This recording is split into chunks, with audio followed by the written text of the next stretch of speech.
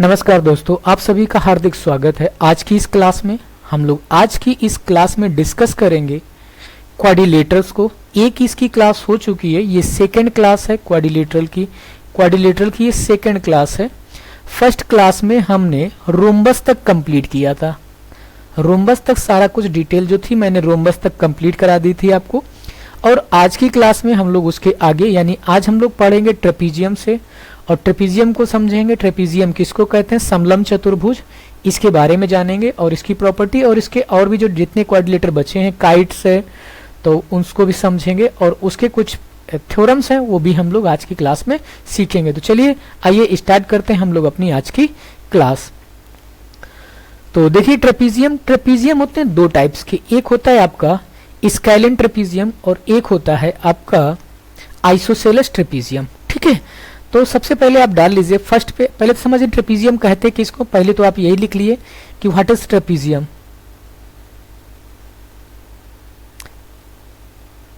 देखिए एक ऐसा फिगर होता है जैसे आपको सामने दिख रहा होगा, ए बी सी और ये डी, दो अपोजिट साइड्स कैसी होनी चाहिए? पैरेलल होनी चाहिए। और अदर कोई भी जो साइड है वो नॉन पैरेलल हो, ना तो इक्वल हो सकती, हो भी सकती इक्वल और नहीं भी इक्वल हो सकती है। सिर्फ और सिर्फ क्या होना चाहिए कि उसकी किसी भी फिगर की यानी किस any quadrilateral which are two opposite sides are parallel is called trapezium, and two other sides होती हैं तो वो नॉन पैरेलल होनी चाहिए। कैसी होनी चाहिए? Non parallel side. ऐसे आप लिख सकते हो इसकी कि which are at quadrilateral opposite sides are parallel यानी two opposite sides are parallel and other two sides are non parallel is called a trapezium। इसको हम क्या कहेंगे? ट्रेपीजियम कहते हैं। तो इतनी सी प्रॉपर्टी होती है किसकी? ट्रेपीजियम की। ठीक है, यहां तक आपको चीजें क्लियर होंगे उम्मीद करते हैं। दूसरी चीज देखिए, सिर्फ और सिर्फ आपको सब यहाँ पर डालना क्या है, पहली इसकी प्रॉपर्टीज क्या है कि मतलब ये अपोजिट साइड्स पैरेलल होती हैं। आप लिख लीजिए A B is parallel to किसके? डीसी के, और कोई साइड ये वाली पैरेलल नहीं है। यानी जो एडी है, एडी इज नॉन पैरेलल, इसको पैरेलल नहीं कहेंगे, ये पैरेलल नहीं है किसके? बीसी के ना। तो ये तुम्हारी नॉन पैरेलल साइड से। बात समझ गए? तो आप समझ गए होगे कि कौन साइड पैरेलल है और कौन सी साइड पैरेलल नहीं। तो ये वाली एडी और बीसी नॉन पैरेलल साइड्स हैं। तो पहली तो आपको बात ये याद रखनी है। और बाकी जो क्वाड्रिलेटरल की प्रॉपर्टी हमने पढ़ी थी वो तो इसमें अप्लाई होंगी। मैंने समझाया था क्वाड्रिलेटरल क्या होता है, किसको क्वाड्रिलेटरल कहते हैं, और उसमें कितने वर्टेक्स होते हैं, कितने डायगोनल होते हैं, वो सारी चीज इसमें अप्लाई होगी। तो इसमें भी कितने डायगोनल होंगे? इसमें दो डायगोनल होंगे। एक डायगोनल आपको यहाँ से मीट करा दीजिए और इसको यहाँ से मीट करा दीजिए। ठीक है, ऐसे करके। तो इसके दो डायगोनल हो गए। दो डायगोनल कौन कौन से? आप इसके दो डायगोनल लिख लीजिए। डायगोनल हैं आपके AC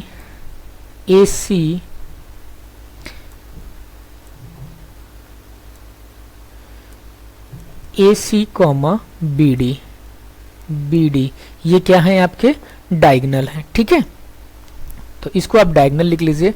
उसके बाद थर्ड पे लिखिए, जो थर्ड है यानी एंगल A और प्लस एंगल जो D होगा वो कितना होगा? 180 होगा। कितना होगा? सम 180 होगा। ऐसे ही आप इसको लिखिए कि एंगल B और प्लस एंगल जो C होगा वो भी कितना होगा? वो भी आपका होगा 180 डिग्री। इसके साथ ये एंगल अल्टरनेट एंगल फॉर्म होते हैं, यानी ये वाला जो एंगल है इधर एक जो ये एंगल आपका फॉर्म हो रहा है और ये ऐसे, क्योंकि ये अल्टरनेट एंगल फॉर्म हो रहा है। तो आप लिखोगे क्या?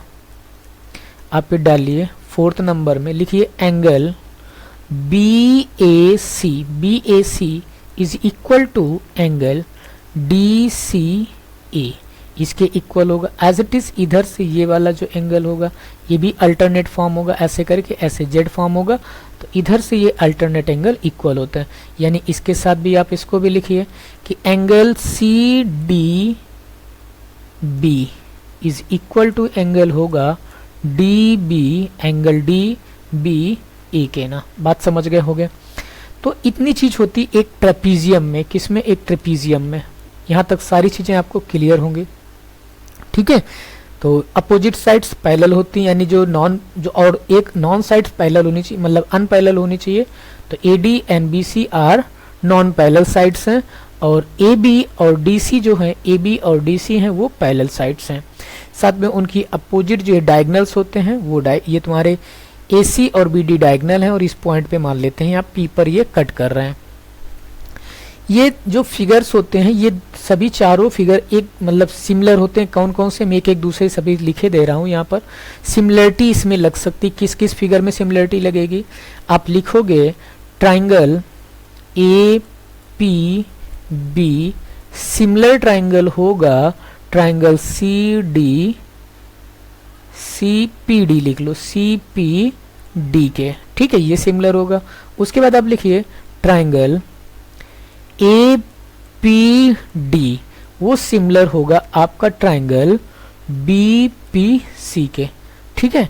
तो आप जानते होंगे कि किसी भी कोई भी ट्राइंगल जब आप सिमिलर कर लेते हो तो उनकी करस्पॉन्डिंग साइड्स के रेशियो आपस में इक्वल हो जाते हैं। तो यहाँ पे आप लिख सकते हो, मैं यहाँ पे लिखे दे रहा हूँ कि जैसे फर्स्ट ट्राइंगल सिमिलर किया था तो इसकी जो फर्स्ट वाले मान लेते हैं, इसका जो ये पहले ट्राइंगल का जो सिमिलर किया और ये दूसरा ट्राइंगल जब मैंने सिमिलर किया, दोनों की अलग अलग इसकी जो प्रॉपर्टी है, इसमें आप लिखोगे कि ए पी इस वाले की जो ऊपर वाले ट्राइंगल की है, इसमें लिखेंगे A P upon P C, A P upon P C वो इक्वल होगा A P upon P C. अब ऐसे लिखोगे, यहाँ पर लिखोगे B P upon P D.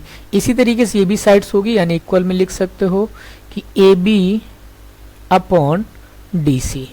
तो ये आपको एक चीज समझ में आ गई होगी। तो इस तरीके से ये साइड्स के जब सिमिलर होते हैं तो ये हो जाता है। दूसरे का देखिए, जैसे मान लो आपका सेकेंड ट्राइंगल से, सेकेंड वाला ट्राइंगल हम लोग उसकी बात करेंगे। ट्राइंगल से जो ए पी डी वाला, देखिए ए पी डी में क्या लिखोगे आप, इसमें लिखो किसके ऊपर, जब लिखोगे यहां से ये वाली साइड, यानी लिखोगे आप A P upon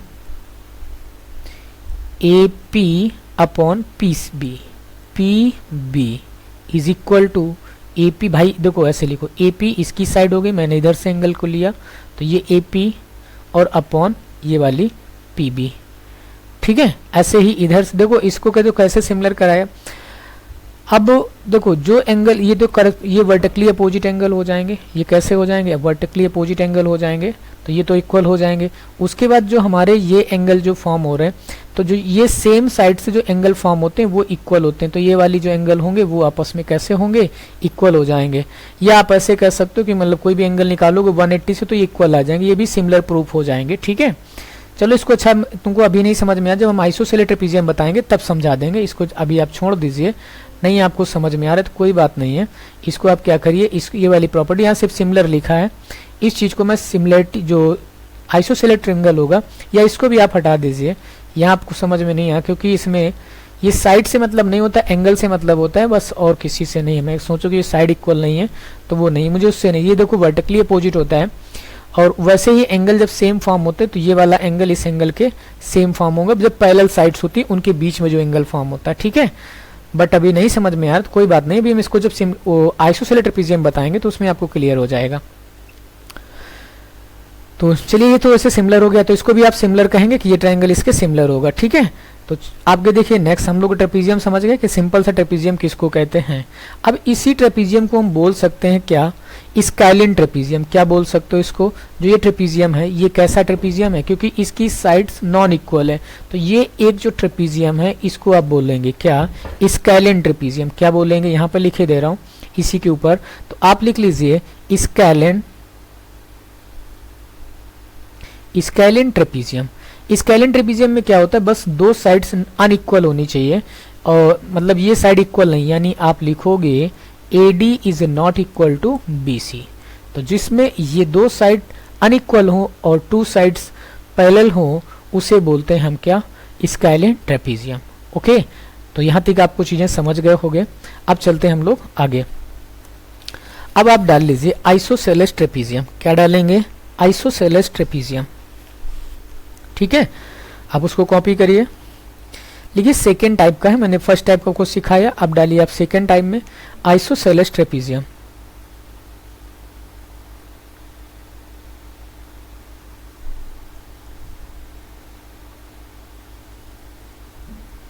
isosceles trapezium. ठीक है, आप इसको लिखिए आइसोसेलेस ट्रेपीजियम।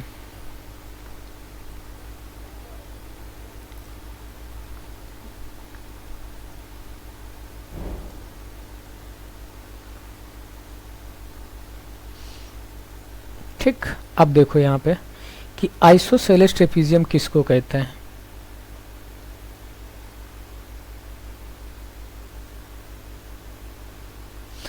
जैसे कोई भी फिगर ऐसे बना है, इसकी दो साइड्स तो पैरेलल होनी चाहिए।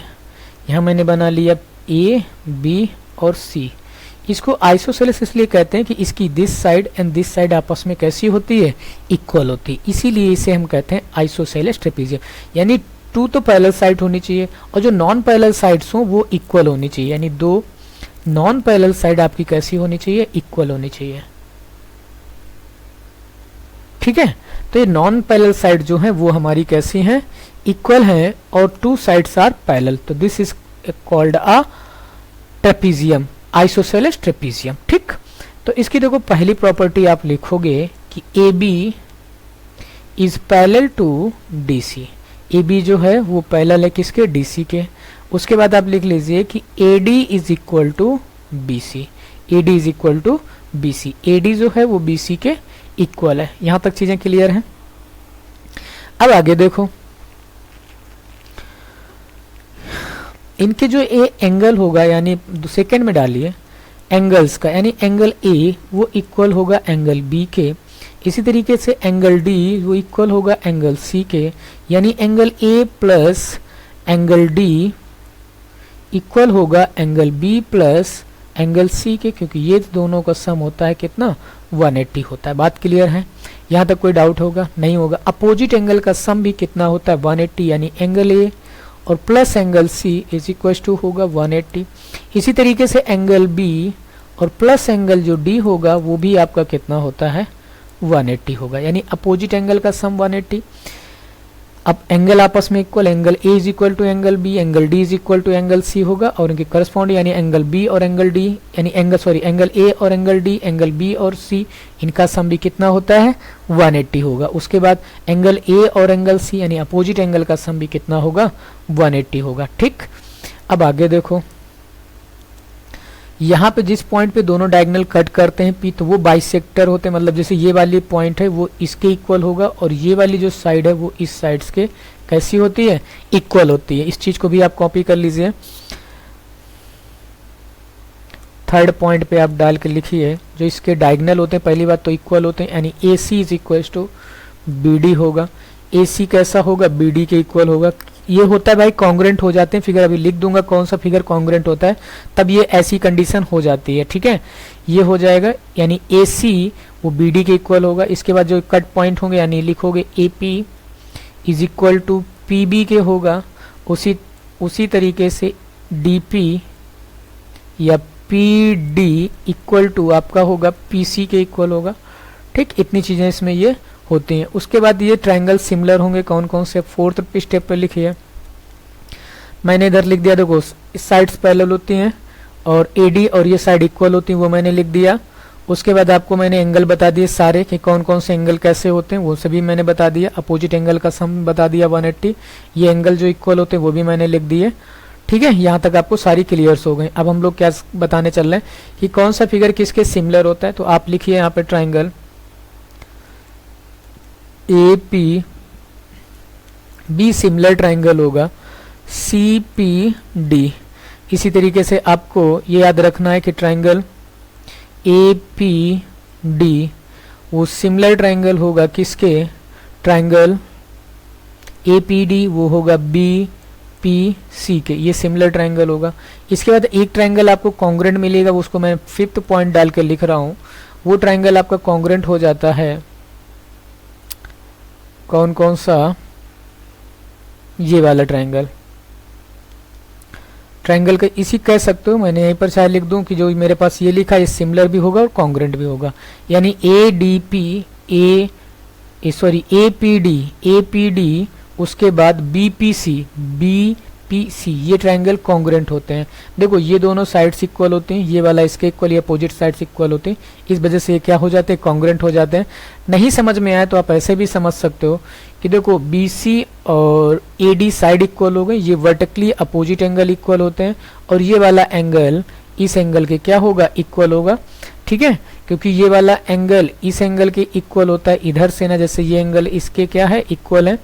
तो अब जो, क्योंकि ये वाला एंगल इस एंगल के इक्वल होता है, तो 180 से आप माइनस करके निकालोगे तो ये एंगल क्या आ जाएगा, इस एंगल के इक्वल आ जाएगा। बात क्लियर है, समझ गए होगे, क्योंकि सभी एंगल इक्वल होते हैं इस वजह से। तो ये फिगर कैसा हो जाएगा, कॉन्ग्रुएंट हो जाएगा। जब ये कॉन्ग्रुएंट हो जाता है इसी वजह से ये वाली साइड कैसी हो जाती है, मतलब इक्वल हो जाती है। ठीक है, तो ये कॉन्ग्रुएंट। अब एक चीज को और याद रखना है कि कोई भी फिगर जैसे कॉन्ग्रुएंट है तो वो सिमिलर भी होगा। देखो कॉन्ग्रुएंसी में जो जो प्रॉपर्टी लगती है, ए एस या एस ए एस या एस एस एस या ए एस एस, ठीक है, ऐसे करके, और या आर एच एस, ठीक है, ये सभी पता होगा। ये मतलब एंगल एंगल साइड है, साइड एंगल साइड है, साइड साइड हो गया, और एंगल साइड साइड हो गया, राइट एंगल हाइपोटेन्यूस मतलब आर एच एस हो गया। ये राइट एंगल होता है मतलब 90 डिग्री, आर का मतलब 90 डिग्री, एच का मतलब हाइपोटेन्यूस है, और कोई एक साइड है। तो इस तरीके से ये जब कोई भी फिगर्स होते हैं इनको जब सिमिलर, जब ये तुम्हारे कॉन्ग्रुएंट हो जाते हैं तो वो सारी प्रॉपर्टी जो कॉन्ग्रुएंट फिगर होंगे वो सिमिलर भी होते हैं। कैसे होते हैं, सिमिलर। और सिमिलरिटी की सिर्फ एक प्रॉपर्टी होती है, वो होती है ए ए। किसी भी ट्रायंगल में 3 एंगल मिल गए तो वो क्या है, ट्रायंगल सिमिलर हो, चाहे कितना छोटा है। इससे तो सिमिलर होंगे, ये वाले जितने प्रॉपर्टीज हैं वो कैसे होंगे, ट्रायंगल सिमिलर होंगे। ठीक है, वो सिमिलर होंगे, लेकिन इससे जैसे एंगल एंगल मिल रहा है तो इससे भी हम सिमिलरिटी प्रूव कर सकते हैं। तो ये चीज होती है आपकी सभी एक ट्रेपीजियम की। तो मैंने आपको दोनों ट्रेपीजियम समझा दिए कि इसमें क्या क्या होता है, इसकी सारी प्रॉपर्टी आपको सिखाई। इसके बाद मैंने इस ट्रेपीजियम में मतलब कौन कौन सी चीज किसके इक्वल होती है, ये आपको अभी तुमको लग रहा है कि बहुत आसान होगा, बट आपको जब ये क्वेश्चन में लेके सॉल्व कर रहे होगे, सारी चीजें जब आपके पास होंगी तो आप ये समझ लीजिए क्वेश्चन आपको बहुत आसानी से आप सॉल्व कर सकते हैं। चलिए आगे चलते हैं हम लोग आज की क्लास में। नेक्स्ट नंबर ट्रेपीजियम हम लोग समझ गया। ट्रेपीजियम 2 टाइप के थे, मैंने दोनों आपको क्लियर करा दिए। एक स्केलिन ट्रेपीजियम बताया क्या होता है, उसमें क्या क्या होता है वो मैंने बता दिया। इधर पे मैंने एक आइसोसेलेस ट्रेपीजियम बताया, उसमें क्या क्या प्रॉपर्टीज होती है वो मैंने आपको बता दी। अभी हम लोग सिर्फ इसमें ट्रेपीजियम की प्रॉपर्टी पढ़ रहे हैं, वगैरह एरिया वगैरह वो उसके बारे में नहीं बता रहे हैं कि एरिया क्या होता है, पेरीमीटर क्या होता है, वो हम लोग चैप्टर पढ़ेंगे जब एरिया मेन सोल्यूशन उसमें समझाएंगे। ठीक है, तो चलिए इसका हो गया कंप्लीट, इसमें और कुछ नहीं है। और उसमें एक चीज ये मान लो, इसके देखो इक्वल होते हैं, ये एंगल इसके बाइसेक्टर नहीं होंगे। सोचो कि ये सिर्फ ये वाला जो एंगल है, ये वाला एंगल वो इस एंगल के इक्वल हो जाएगा, इस वाले एंगल के। ठीक है, और ये वाला जो एंगल होगा, ये वाला पार्ट वो इस वाले पार्ट के इक्वल होगा। इतनी चीज को याद रखना, ये वाला मैंने लिख ही दिया है कि कौन किसके इक्वल होता है। तो इतनी चीज आपको ये सारी चीजें क्लियर होंगी। ओके, चाहो तो मैं यहाँ पे लिख दूं, कहो तो एंगल ना समझ में आ रहा हो, देखो मैं लिख देता हूं, यानी 5th नंबर डाल के लिख लो, angle P A B equal to angle होगा एंगल पी बी ए के ना। और इसी तरीके से ऊपर वाला निकाल लोगे तो ये वाला इक्वल होगा। बात समझ गए होगे कि मैं किस एंगल्स की बात कर रहा हूँ। जो बचे होंगे एंगल, जो बचे हुए एंगल हैं वो आपके कैसे हैं, वो भी आपके कैसे होंगे, इक्वल होंगे। यानी ये वाला जो एंगल है वो कैसा होगा, वो एंगल आपके इसके एंगल, इस वाले एंगल के और इस वाले एंगल, ये इक्वल होंगे आपस में। चलिए नेक्स्ट देखिए आगे। अब हम लोग डाल लेते हैं काइट। क्या डालेंगे, काइट लिख लीजिए। तो काइट को हम बोलते हैं पतंग। क्या बोलोगे, पतंग। इसकी भी सारी प्रॉपर्टीज हम लोग समझ लेते हैं। ठीक है, पतंग डाल लीजिए। अब देखिए काइट किसको कहते हैं। जैसे मान लो कोई एक फॉर्म बनाओ, ऐसे करके इधर बनाई है मैंने,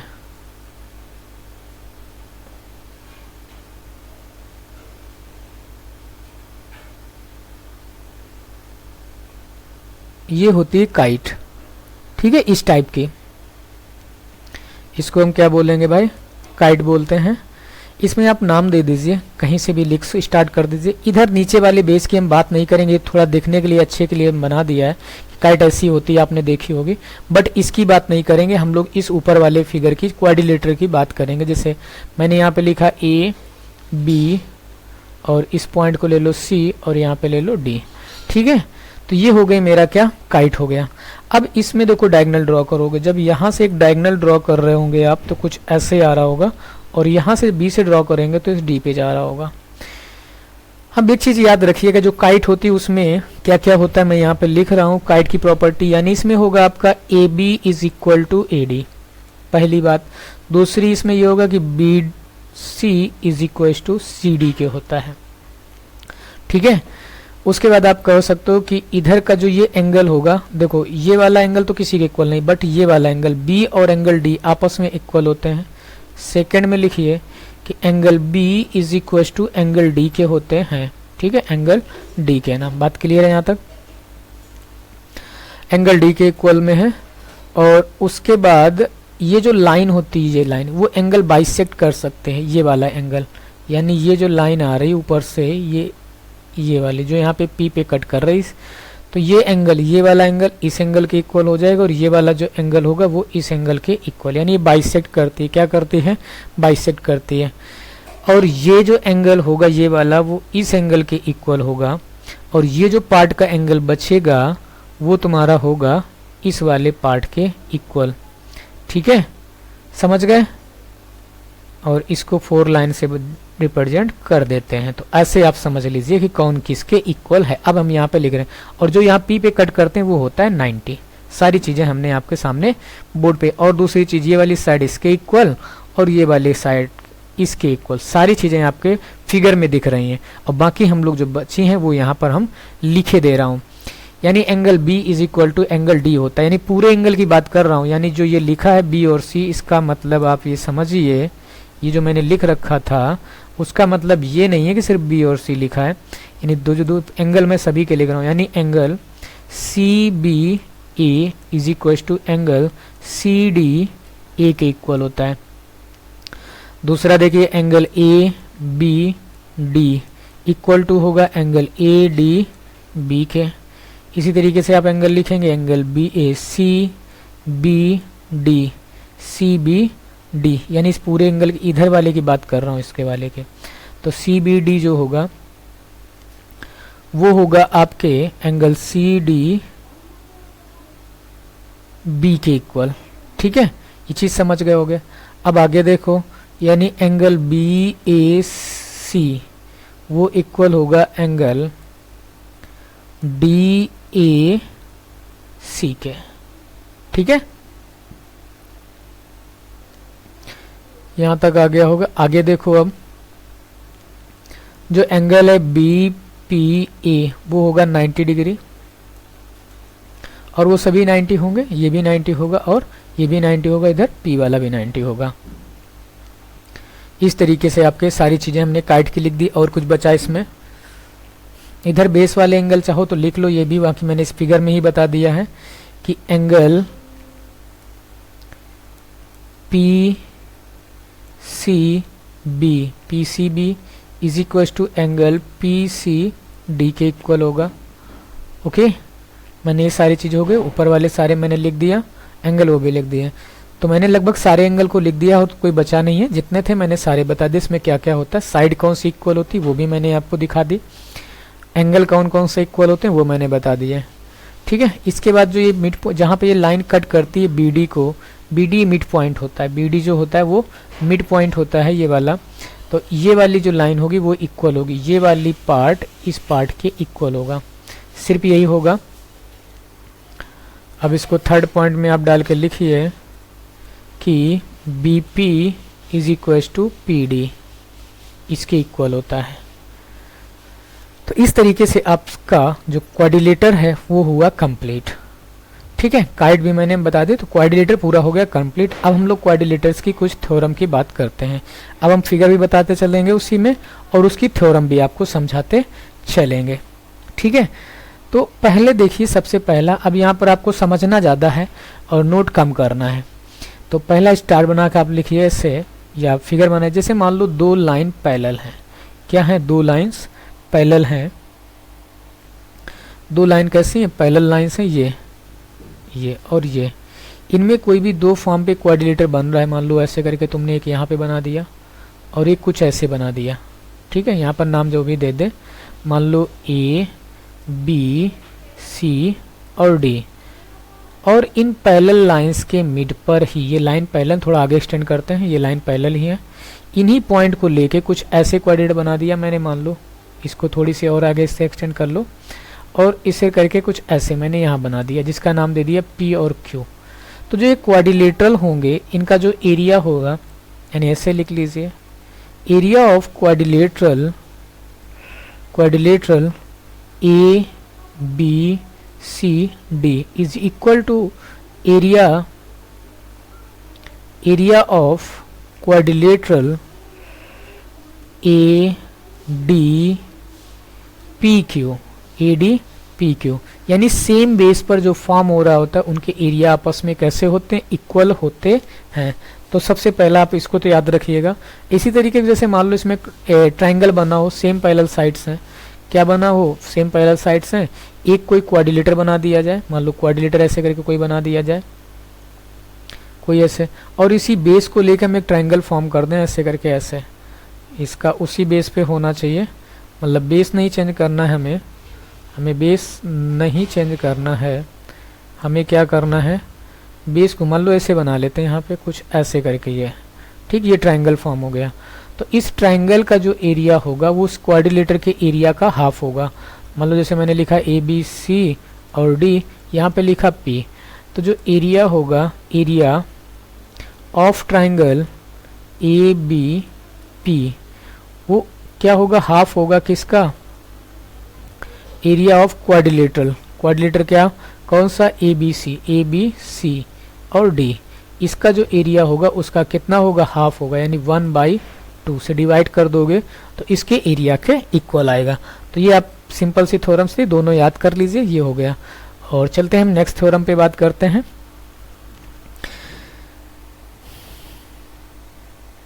देखिए हम लोग क्या करते हैं, किसी भी एक पैरेललोग्राम है या ट्रेपीजियम ले लें, मैंने ट्रेपीजियम की लगभग सारी प्रॉपर्टी मैंने आपको बता दी है, लेकिन फिर भी हम एक चीज़ जो और है वो भी बता दे रहा हूँ।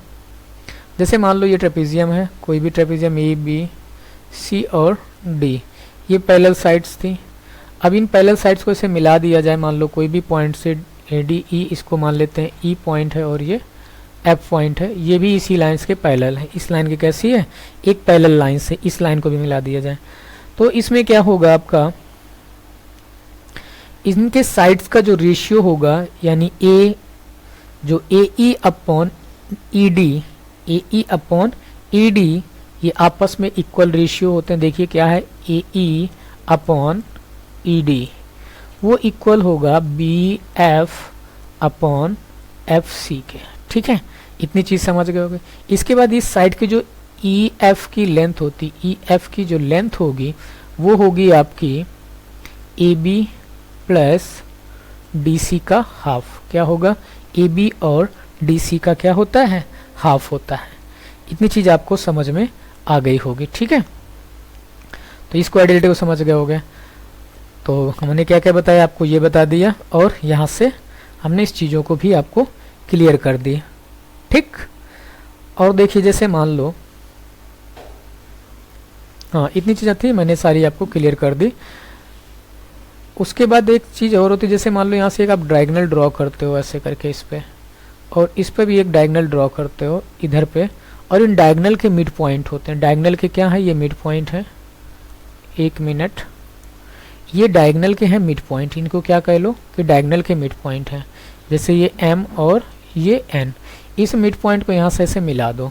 अब जैसे तुमसे M और N पूछा जाए, क्या पूछा जाए, MN की लेंथ, MN की, तो वो होगी, जैसे मान लो DC बड़ी साइड है, जो भी बड़ी साइड हो उसको आपको पहले लिखना है, यानी DC माइनस AB, जो भी साइड बड़ी है उसको सब्ट्रैक्ट करके डिफरेंस निकालना है और बाई 2 कर देना है, तो वो इसकी क्या हो जाएगी, लेंथ आ जाएगी किसकी, MN की। जो डायगोनल होंगे, डायगोनल के ये मिड पॉइंट होने चाहिए, क्या है, मिड पॉइंट, यानी ये वाला पार्ट इसके इक्वल है, ऐसे ये वाला जो पार्ट है वो इधर वाले पार्ट के इक्वल है, यानी ये इनका मिड पॉइंट होना चाहिए। यानी मैं ये कह सकता हूँ कि DM is equal to MB होना चाहिए। उसके बाद CN और CN is equal to NA के होना चाहिए, ये प्रॉपर्टी होनी चाहिए, तो आप इस वाली चीज़ को, कंडीशन को अप्लाई कर सकते हैं, ठीक है। और जैसे दो तीन साइड पैरेलल होंगी और उसमें ई एफ पूछा जा रहा है तो आपको इस वाली कंडीशन से आप ई एफ फाइंड कर सकते हैं। ओके, तो चलते हैं हम लोग नेक्स्ट कॉन्सेप्ट समझते हैं, नए फिगर से, मतलब नई चीज को हम लोग जानते हैं।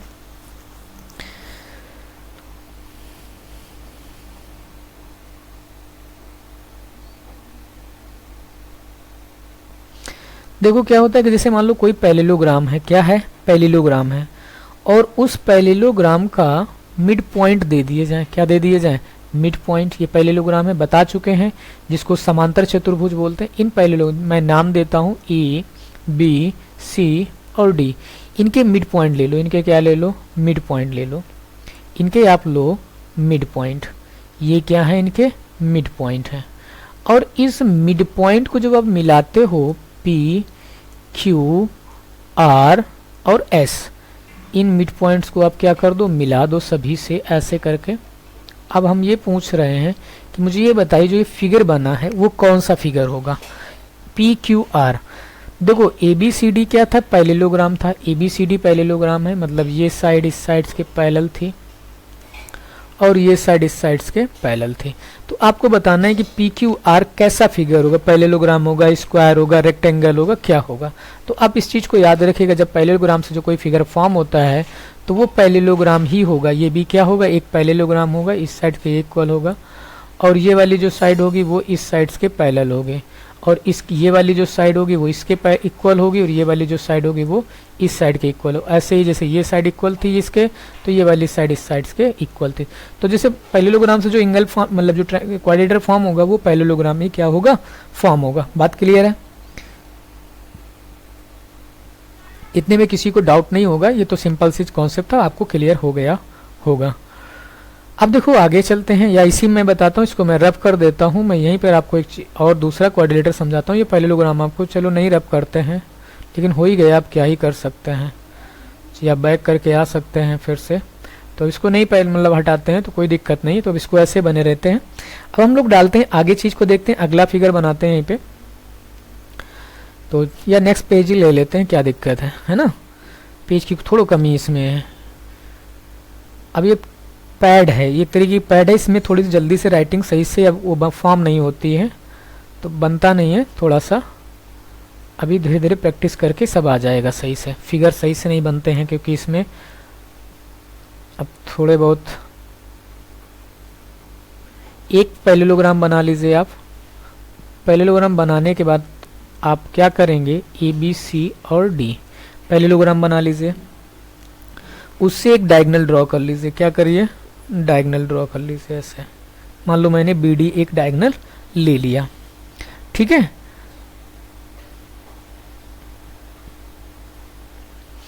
उसके बाद आपको लेना है दो पॉइंट, कहीं पे ले लीजिए जो ए बी सी डी और ए बी के मिड पॉइंट होने चाहिए। ये जो पॉइंट आप लोगे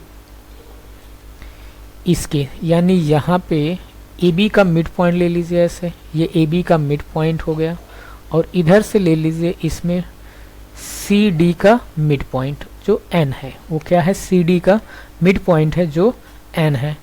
अब उन दोनों पॉइंट्स को, एक को मतलब इनके जो मिड पॉइंट हैं उन दोनों को क्या करिए, मिला दीजिए। क्या करिए, मिलाइए दोनों के, ए से लेके, इसको लेके आप ए से एम को मिला, एन को मिला दीजिए, और यहाँ पे आप सी से लेंगे, किसको लेंगे, सी से, और इसको मिलाएंगे आप एम से, किससे मिला दीजिए, एम से। ऐसे मिल गए दोनों पॉइंट, ये इधर मिल गया, ये इधर मीट हो गया। यहाँ पे आप नाम डाल दीजिए कुछ भी, जैसे मान लो मैंने ले लिया ई और इसको ले लिया एफ, इस कंडीशन। अब हम इसके पूछें कि मुझे ई एफ की लेंथ, या पूछूं, या मैं पूछ लूं कि डी ई की लेंथ, मैं क्या पूछूं कि डी ई की लेंथ क्या है, ऐसे कुछ भी पूछा जा सकता है क्वेश्चन में। मैं सभी समझाता हूँ आपको कि आपको कैसे करना है, कि मतलब इसमें चीज़ें मैं आपको सीधे कॉपी करा देता हूँ कि कैसे। देखो फर्स्ट क्या डाल लो, फर्स्ट स्टेप में ये होती है तीनों साइड इक्वल हो जाएंगी, यानी E D E is equal to होता है ई एफ की। अब ये प्रूव करना बहुत टाइम लगेगा तो प्रूव नहीं करेंगे, सिर्फ आप समझिए क्या होता है इसमें कि D E is equal to E F होगा और एफ बी इक्वल होंगे। तीनों साइड आपस में कैसी होंगी, इक्वल होंगी। पहली तो आप ये नोट कर लीजिए। और ये पैरेललोग्राम था, ये क्या होता है, फिगर जो मैंने लिया है पैरेललोग्राम है, ठीक है, ये क्या होगा, पैरेललोग्राम होगा। उसके बाद दूसरे स्टेप में लिखिए जो ये साइड्स है यानी ए एन वो पैरेलल होगी एम सी के, इस एम सी के, इसके क्या होगी, पैरेलल होगी। अब अगली साइड लिखिए, थर्ड पॉइंट में लिखिए आप, जो ट्राइंगल हैं तुम्हारे, ट्राइंगल कौन से फॉर्म हो रहे हैं, ए तुम्हारा ए ई डी, कौन सा, ए ई डी आप लिख सकते हो, ए ई डी ऐसे करके ए ई डी। तो ट्राइंगल लिखिए, ट्राइंगल ए ई डी वो कॉन्ग्रेंट ट्राइंगल होगा किसके, सी एफ डी के, किसके, ट्राइंगल सी एफ बी के, ठीक है। उसके क्या होगा, इक्वल होगा सी एफ बी के, ट्राइंगल क्या होगा, कॉन्ग्रेंट होगा। तो ये तीन चीज़ें थी आपको जो मैंने इसमें बताई। ये सबसे इम्पोर्टेंट आपकी फर्स्ट कंडीशन है। सबसे इम्पोर्टेंट कौन सी है, फर्स्ट। जैसे आप फिगर को कॉन्ग्रेंट कर लोगे तो फर्स्ट तो तुम्हें अपने आप मिल जाएगी ना, तो ये वाली कंडीशन तो तुमको याद रखनी और ये मिल जाएगा, तो फर्स्ट आंसर और सेकंड दोनों ही तुम निकाल लोगे। तो इस तरीके से सारी चीज़ें हमारी क्या हो गई, क्लियर हो गई। ओके,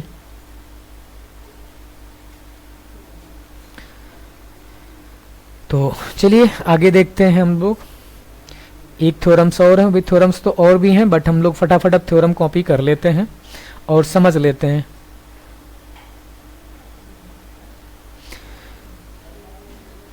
जो भी नंबर्स हो आप यहाँ डाल लीजिए रोम्बस, या एक ये इसको रोम्बस ले लेते हैं कि एक रोम्बस है, समचतुर्भुज है, ऐसे करके ए बी सी और डी, ये इसके डायगोनल डाल लीजिए ऐसे करके यहाँ पर। तो इसके जो डायगोनल का स्क्वायर यानी ए सी का स्क्वायर प्लस बी डी का स्क्वायर, जो उसके डायगोनल का जो स्क्वायर होता है वो इक्वल होता है इनके साइड के स्क्वायर के, A B square plus B C square और प्लस डी सी स्क्वायर, ठीक है। तो इसके डायगोनल का जो स्क्वायर होता है वो आपस में इक्वल होता है। ये आपको क्या करना है, याद रखना है, ठीक। अब देखो किसी भी क्वाड्रिलेटरल, कोई भी क्वाड्रिलेटरल हो, यानी कोई भी एनी क्वाड्रिलेटर, मतलब किसी भी क्वाड्रिलेटर की बात कर रहे हो, क्वाड्रिलेटर में कोई भी क्वाड्रिलेटर आ सकता है। मान लो कोई भी क्वाड्रिलेटर कैसा भी बना हो सकता है, कोई ज़रूरी नहीं है कैसा बना है। मान लो P Q R S any quadrilateral, और उसमें क्या होता है जो उसका पेरीमीटर होता है, यानी कह सकते हो P Q plus Q R plus R S और प्लस एस पी, ये ग्रेटर देन होगा उसके डायगोनल के सम से, यानी P R plus Q S से क्या होता है, बड़ा होता है, ठीक है। तो इस तरीके से आपको ये भी चीज़ क्लियर हो गई है। अगला लिखिए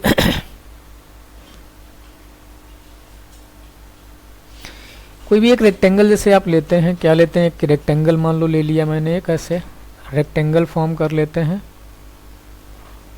एक रेक्टेंगल बना लीजिए, उस रेक्टेंगल को जैसे आप एक रेक्टेंगल फॉर्म करते हैं, एक आयत बनाते हैं। अब चलो जैसा भी बन गया, एक आयत बना लेते हैं ए बी सी और डी, और उसमें एक डायगोनल ले लीजिए। मैं जैसे मैंने ले लिया, मान लेते हैं कि मैंने एक डायगोनल ले लिया।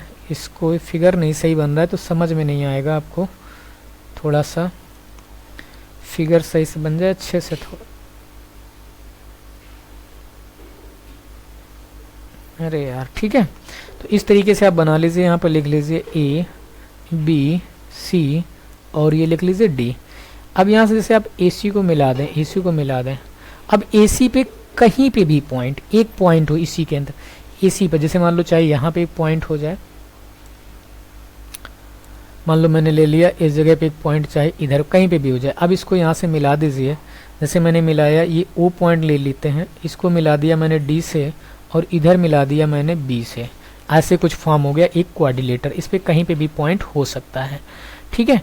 तो इसकी जो थ्योरम होती है वो होती है, आप लिख लीजिएगा, ओ ए का स्क्वायर या ए ओ स्क्वायर प्लस ओ सी का स्क्वायर इक्वल टू होता है O B square plus O D square, ठीक है, या डी ओ स्क्वायर और बी ओ स्क्वायर इसके इक्वल होते हैं। तो इस थ्योरम को भी आपको क्या करना है, याद रखना है।